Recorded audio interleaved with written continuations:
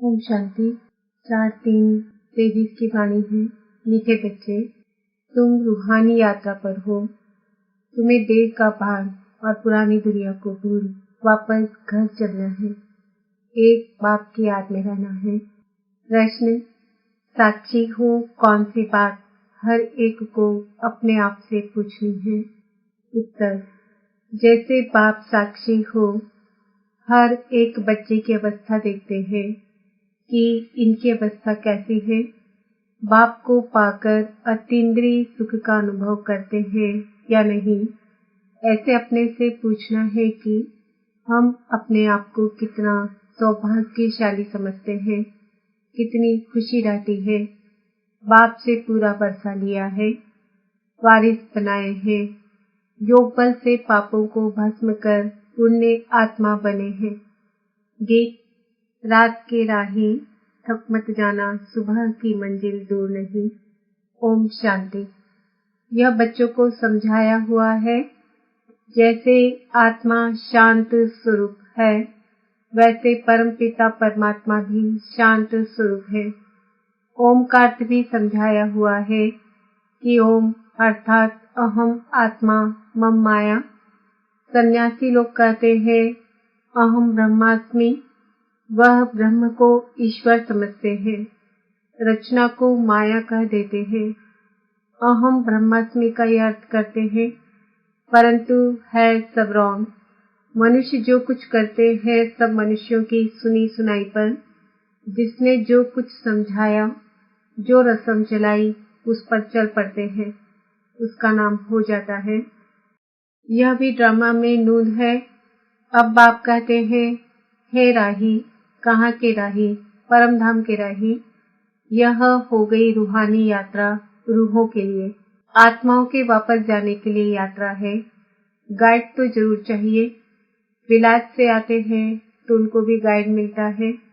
मुख्य सब स्थान दिखाने के लिए परमपिता परमात्मा को भी गाइड कहा जाता है, पंडों को भी गाइड कहा जाता है। तो बाप कहते हैं, बच्चे अब मैं आया हूँ तुम बच्चों को वापस ले जाने। कितनी फर्स्ट क्लास यात्रा है, जिसके लिए भगत लोग आधा कल्प से भक्ति करते आए हैं। कहते हैं, आओ हमको अपने परम धाम में ले चलो।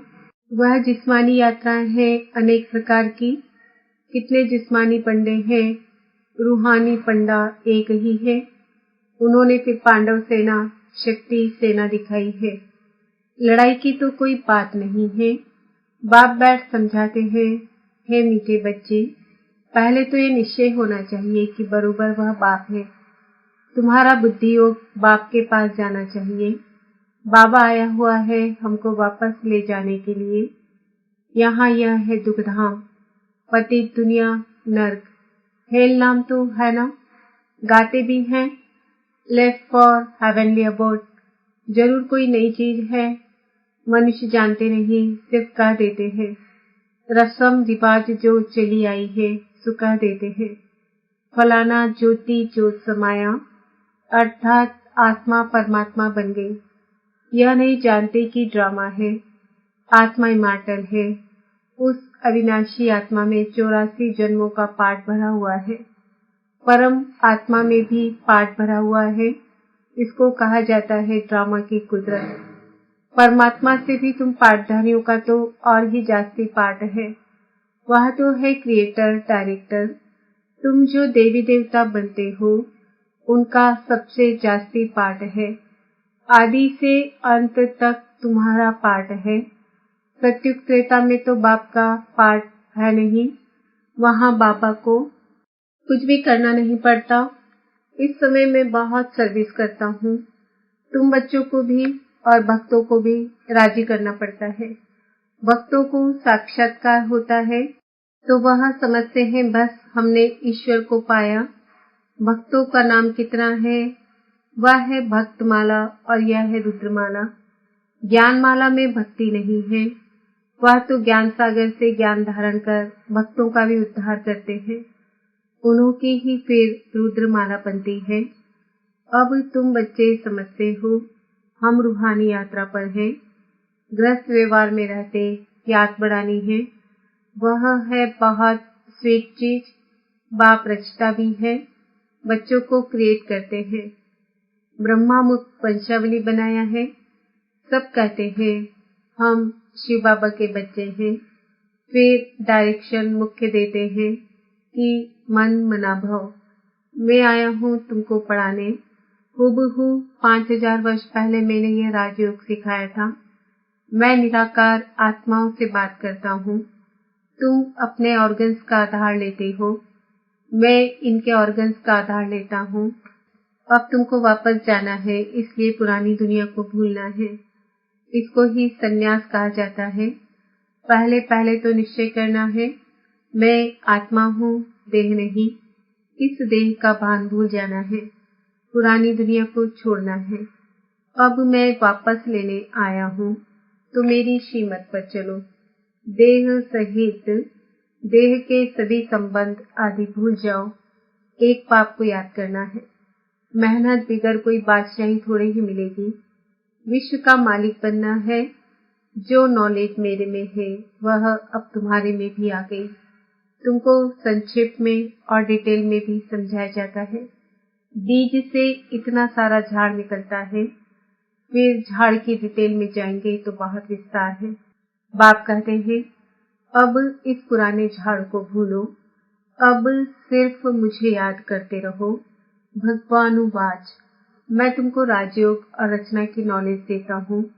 यह रचना कैसे रचता हूँ, कैसे वृद्धि को पाती है, यह है ड्रामा को समझना। सो तो मनुष्य ही जानेंगे। भगवान पढ़ाएंगे भी मनुष्यों को। मुख्य है गीता, गीता का नाम है। गीता में ही भगवानुवाच, ऐसे नहीं व्यास भगवानुवाच। कहते हैं श्री कृष्ण भगवान ने गीता सुनाई, व्यास ने लिखी। वह तो पीछे लिखी गई है ना, इस समय लिखे वह तो विनाश हो जाएगी। तुम यह सभी करके 2-4 हजार बनाएंगे। वह गीताएं तो लाखों करोड़ों की अंदाज में है। फिर भी यही पुराने शास्त्र निकलते हैं, जिससे फिर कॉपी करते हैं। जो उस गीता में अक्षर बाई अक्षर है वही निकलेगा। ड्रामा में वही नूल है। जिस समय शास्त्र लिखे हैं उसी समय लिखेंगे भी जरूर। लक्ष्मी नारायण भी वही बन रहे हैं, वही उनके महल आदि बनेंगे। इस समय बाबा ने इस कल्प वृक्ष का और ड्रामा का ज्ञान दिया है। कहते हैं तुम अब मिले हो, कल्प कल्प मिलते रहेंगे। भगवानुवाच भी लिखा हुआ है। मैं तुमको राजयोग सिखाता हूँ। भगवान नई सृष्टि रचते हैं, जरूर उनको राजा बनाएंगे। द्वापर का तो नहीं बनाएंगे ना। कहते हैं कल्प कल्प में संगम पर ही आता हूँ। गाइड तो अंत तक साथ होगा। वह गुरु लोग तो मर जाते हैं, फिर उन्हों की गद्दी चलती है। बाप कहते हैं मुझे तो तुम सबको वापस ले जाना है। मैं अपने पूरे समय पर आता हूँ। यह बातें और कोई समझा नहीं सकते हैं। मन मना भव का अक्षर गीता में भी आदि और अंत में है। यही कहते हैं कि मुझे याद करो, मैं तुमको विश्व का मालिक इन लक्ष्मी नारायण जैसा बनाऊंगा, राजाओं का राजा बनाऊंगा। उसी सूर्यवंशी चंद्रवंशी घराने में तुम पुनर्जन्म लेंगे। अभी तुम कलयुग में हो, कलयुग से तुमको सतयुग में ले जा रहा हूँ। मैं कल्प कल्प आकर स्थापना करता हूँ। इस समय ही आऊंगा। हम भी ड्रामा के वश हैं, साक्षी हो हर एक की अवस्था को देखते हैं कि इनकी अवस्था कैसी है। बेहद के बाप को पाकर अतीन्द्रिय सुख को पाते हैं कि नहीं। हर एक अपनी दिल से पूछे, हम अपने को कितना सौभाग्यशाली समझते हैं। बाप के बच्चे बने हैं तो बाप से पूरा वर्षा लेना है। ऐसे भी नहीं बाबा सबको लक्ष्मी नारायण बनाएंगे। यह पढ़ाई है। जितना जो पुरुषार्थ करे। स्कूल में पढ़ा जाता है तो एम ऑब्जेक्ट रहती है ना। तुम जानते हो हमें 5000 वर्ष पहले मुआफिक हूबहू बाप आकर राजयोग सिखला रहे हैं। भगवानुवाच, मैं तुमको पतित मनुष्य से पावन देवता बनाता हूँ। गॉड पढ़ाते हैं तो जरूर गॉड गॉडेज बनाएंगे ना। जैसे बैरिस्टर बैरिस्टर बनाते हैं, भक्ति मार्ग में भगवती भगवान कहते हैं, परंतु है देवी देवताएं। आदि सनातन देवी देवता धर्म कहा जाता है। तुम जानते हो कैसे बाप आकर हमको पढ़ाते हैं। मुख्य ऑब्जेक्ट भी बुद्धि में है, चक्र तो बुद्धि में फिराना ही है। गृहस्थ व्यवहार में रहते पवित्र रहना है। पवित्र नहीं बनेंगे तो पवित्र दुनिया के मालिक कैसे बनेंगे। यह ड्रामा का राज और कोई समझ नहीं सकते। यह चित्र आदि भी बाप ने बनवाए हैं। बाबा थोड़े ही आर्टिस्ट था। यह चीज और कोई बनवा नहीं सकता है। यह मैप्स है, यह झाड़ है, बीज ऊपर है। कल्प वृक्ष के नीचे जगदम्बा बैठी है, जो सभी के सुख की कामना पूरी करती है। सत्युग में दुख का नाम नहीं होता। तुम कहेंगे हम नई दुनिया के मालिक बन रहे हैं। मनुष्य से देवता किए करत न लागी पार। सिख लोग उनकी महिमा करते हैं। देवी देवता ही स्वर्ग के मालिक थे। वह अब और धर्मों में कन्वर्ट हो गए हैं, फिर निकलते आएंगे। हम भी आगे हिंदू धर्म लिखते थे, अभी हम कहते हैं ब्राह्मण धर्म के हैं। भले हम ब्राह्मण धर्म लिखते हैं, परंतु वह फिर भी हिंदू समझ लेते हैं, क्योंकि उनके पास ब्राह्मण धर्म का कालम कोई है ही नहीं। हम देवी देवता कहेंगे तो भी बदली कर हिंदू लिख देंगे, क्योंकि ब्राह्मण अथवा देवी देवता धर्म का नाम ही गुम है। अभी तुम बच्चे जानते हो, हम तो देवी देवता बनने के लिए पुरुषार्थ कर रहे हैं। वहाँ यथा राजा रानी तथा प्रजा सभी की इन लक्ष्मी नारायण जैसी ड्रेस रहती है। पीताम्बर यह है सत्युग सूर्यवंशी की ड्रेस। त्रेता में रामराज्य में फिर दूसरी ड्रेस होती है। रस्म रिवाज अलग होती है। श्री कृष्ण को हमेशा पीताम्बर धारी कहते हैं। तो अब यह निश्चय करना है कि बाप हमको स्वर्ग का वर्षा देते हैं। यह मृत्यु लोक खत्म होना है। जब तुम निरंतर बाप को याद करते रहेंगे, तब संपूर्ण निर्विकारी बनेंगे। उसी योग बल से पाप कटते जाएंगे, पुण्य आत्मा हो जाएंगे। तुम बाप के पास सरेंडर होते हो, पुण्य करते हो, फिर याद से आत्मा पवित्र बनती जाती है। कोई को भी समझाना है बहुत सहज। भगवान वाच कब सुना है? स्वर्ग की स्थापना करने वाला वही फादर है। बाप और वर्षे को याद करना है। महाराजा बनना चाहते हो तो बताओ तुमने कितनी प्रजा बनाई है। ऐसे बहुत लिखते हैं कि फलाने ने हमको दृष्टि दी, तीर लग गया। प्रजा बनाने और वारिस बनाने की मेहनत करनी पड़े।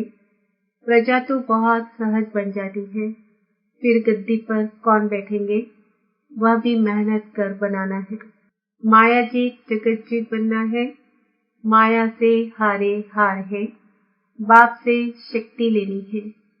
यह मेहनत तुम बच्चों को करनी है।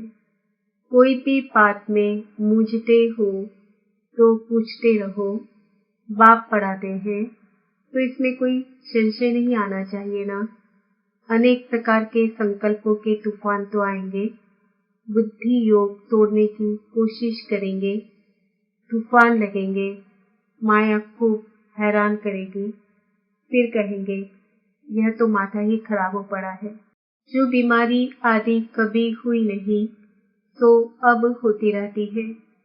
विघ्न बहुत आएंगे, इसमें कमजोर नहीं बनना है। अच्छा, बाप दादा मीठी मीठी मम्मा का सिकिंदे बच्चों प्रति याद प्यार और गुड मॉर्निंग। रूहानी बाप की रूहानी बच्चों को नमस्ते। हम रूहानी बच्चों की रूहानी बाप दादा को याद प्यार गुड मॉर्निंग नमस्ते ओम शांति। धारणा के लिए मुख्य सार, बाप ने जो फर्स्ट क्लास यात्रा सिखलाई है, उस रूहानी यात्रा पर रहना है। श्रीमत पर देह सहित सब कुछ भूलना है। कभी भी माया के तूफानों में कमजोर व संशय बुद्धि नहीं बनना है। किसी भी बात में मूझना नहीं है। वरदान है, सदा भरपूरता की अनुभूति द्वारा टेढ़े रास्ते को सीधा बनाने वाले शक्ति अवतार भव। सदा शक्ति के गुणों के, ज्ञान के, खुशी के खजाने से भरपूर रहो तो भरपूरता के नशे से टेढ़ा रास्ता भी सीधा हो जाएगा। अगर खाली होंगे तो खड्डा बन जाएगा और खड्डे में गिरने से मौज आ जाएगी। जो कमजोर और खाली होते हैं उन्हें संकल्पों की मौज आती है। शक्ति अवतार अर्थात टेढ़े को सीधा करने का कॉन्ट्रैक्ट लेने वाले, ऐसा कॉन्ट्रैक्ट लेने वाले कभी यह नहीं कर सकते कि रास्ता टेढ़ा है। अगर कोई गिरते हैं तो अटेंशन की कमी है या बुद्धि भरपूर नहीं है। स्लोगन: रूहाब को धारण करने वाले ही रूहानी गुलाब है। आज का सम्मान है, मैं आत्मा